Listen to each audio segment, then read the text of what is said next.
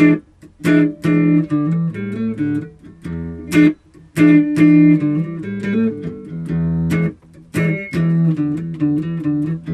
again from India, Mr. Maher. This humble Indian says Namaste. I have another message for the liberals, hippies and PCs at your church of satire. The Washington Post lied to you guys again. Now I don't care how liberal you are, but that's not how that shit went down. Baghdadi was a religious scholar if Jeffrey Dahmer was a connoisseur of exotic meats. It's like the Post do their journalism on some Orwellian alternate universe where the animals take over a hemp farm and go full on hippie instead of crazy commie. Those pigs are selling you some serious horseshit. And if you're keeping track, look for Baghdadi in that great big glue factory in the sky. I'm sure you guys agree that that headline has to be a standard candle that can be used to mark the full on hippie end of my hypocrisy scale. That same headline on the crazy redneck end would read, Papa's got a brand new Baghdadi. And I'm here at the church of Bill Maher because I think you guys want to hear the stories from the center of the scale, and also to tell you that pigs from another farm are selling you this horseshit. By the end of this episode, I intend to prove to you that that headline should read like this. Now, for those among you who think Kashmir is about zeppelins or sweaters, here's another short video for some context. But pay attention anyway, because there's at least 3 scenarios where this ends with the world's largest fireworks display. Now, Kashmir is a very ancient place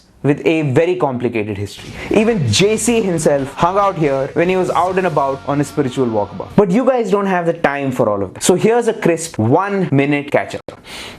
1947, the year India and Pakistan were born. When it became apparent that the independent kingdom of Kashmir was leaning towards India, Pakistan sent in its army along with a tribal militia.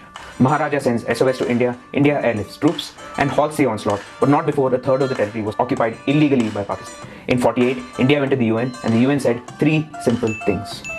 Pakistan has not undertaken step 1. India, like a responsible new nation, has given special status to the parts of Kashmir under its control, which, among other things, makes it illegal for non-Kashmiris to buy land there. Pakistan has spent 7 decades settling people from their heartland in the disputed territories. Pakistan have made any UN overseen plebiscite as inoperable as Kevin Spacey's adoption application. Pakistan have 0 legal claims on Kashmir. They're literally using I licks it, I keeps it to call dibs. And when nothing else has been working for them, they've been pushing terrorism into India like cats push stuff off tables. On the 5th of August 2019, India said enough was enough.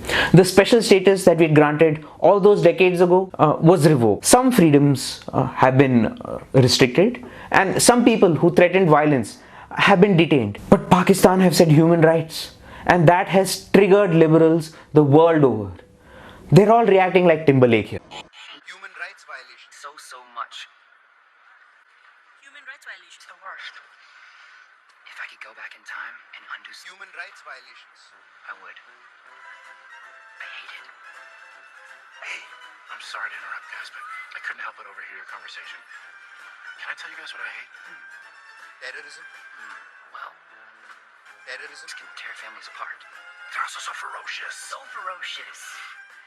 One of nature's cruel jokes. Look, I'm no one to give India an A+ on human rights. But Pakistan advocating for human rights is as silly as Snoop Dogg being hired to be the advocate for clans. And yes, that is a real thing. And I guess India doesn't have a choice now. The human rights can of worms has been opened. But my contention is, even if this issue was about human rights, you guys still need to be on India's side. And let me prove this to you by invoking Howard Effland. In 1969, Howard Effland was beaten to death brutally by cops, apparently when they were raiding a bathhouse in LA, and ostensibly because he made a pass at one of the cops. An American judge had the gall to call that understandable homicide, and that actually resulted in justifiable reaction. The Stonewall riots happened a year later, and within a year of the Stonewall riots, there were gay rights groups in every city in America, in Canada, in Australia, and in Europe. Look how far you guys have come since then. Today, gay people can suffer through marriage just like regular folk. Lawyers are still arguing about how both parties get to keep everything when lesbians get a divorce. Now, even your doctors have opinions, whether it's okay to make people pee sitting down when they have to pee standing up, which in my opinion is the white people's problem of the gay community.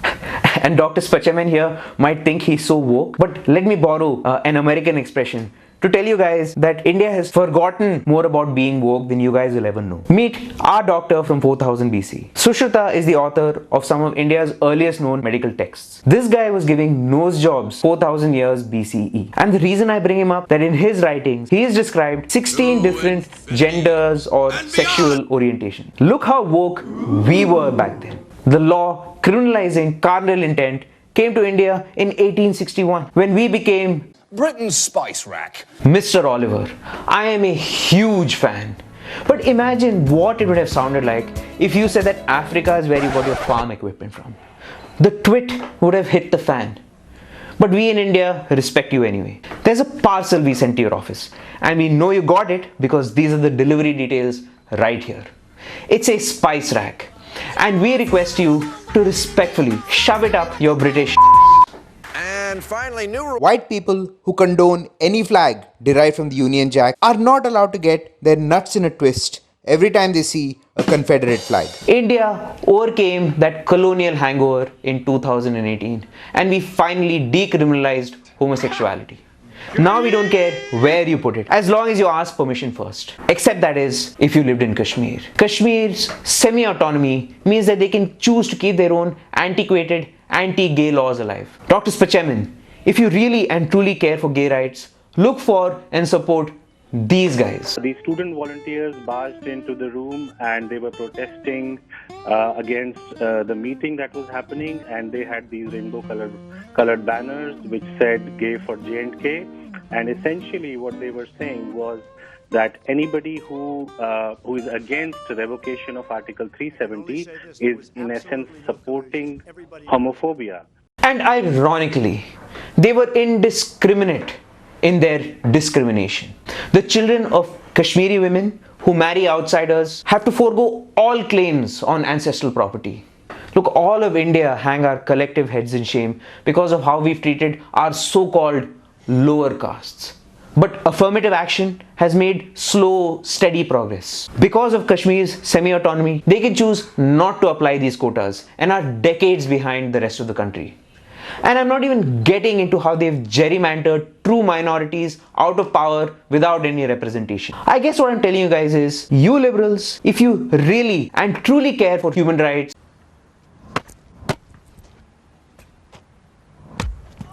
that's 3 reasons to pick me. Your move. that's right guys. Any debate, anywhere where you guys have to choose between India and Pakistan, remember to pick India. Mr. Maher, in subsequent episodes, I intend to take you guys through some of the tectonic changes that are happening in India and in Indian politics. And if you're wondering why that's relevant to you guys, well, the world's oldest democracy has been hijacked by profiteering climate change deniers. But there is good news from the other side of the world. The world's largest democracy are making huge strides. I mean, you guys can go all solar panels and windmills, but unless a billion of us get on board, you guys will be chasing those windmills like Don Quixote. And liberals, there's other cool stuff we're doing about things that you guys really care about. Minority empowerment, poverty alleviation. Hell, we've even got something for Medicare for all.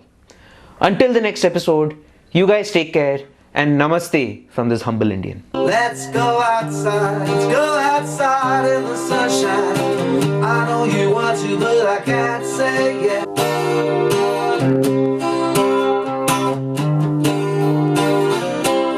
Back to nature. I think I'm done with the sofa. This guy was giving nose jobs. This guy was giving nose jobs.